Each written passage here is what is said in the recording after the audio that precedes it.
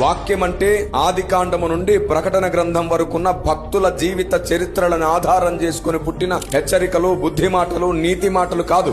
అది ఒక్కటే వాక్యం కాదు. అది రక్షింపబడ్డ వాడికి ప్రారంభములో నడవడానికి, ఎదగడానికి ఉపయోగపడుతుంది. కానీ ఎదిగిన తర్వాత సంపూర్ణ సిద్ధికి పోవాలంటే క్రీస్తును కూర్చున్న మూలోపదేశాలు ఇంకా మానాలి. ఆజ్ఞ వెంబడి ఆజ్ఞ, సూత్రము వెంబడి సూత్రము, దేవుని న్యాయము, దేవుని వ్యూహము, దేవుని సంకల్పము, దేవుని ఆలోచన విధానము, సాతాను తంత్రములు. కొలస్సీ పత్రిక 1వ అధ్యాయము 25వ వచనంలో చెప్పబడినట్లుగా యుగములలోను తరములలోను మరుగు చేయబడ్డ సంగతుల ద్వారా మనలో వాక్యము నింపుతాడు. అన్నింటినీ సమగ్రమైన ఉద్దేశంతో చూడగలిగిన సమన్వయ హృదయం, ప్రత్యక్షత కలిగిన హృదయం, ఇలా అన్నింటినీ కూడా నేర్చుకోవడానికి సిద్ధ మనసు మనదైతే, వాక్యము గుండానే ఇవన్నీ మనలోనికి వస్తే, వాక్యం ద్వారానే ఇలాంటి జ్ఞానం మనలో నివసిస్తే, వాక్యమై ఉన్నవాడు మనలో ఉన్న వాక్యంతో కలిసి సమయం గడుపుతాడు.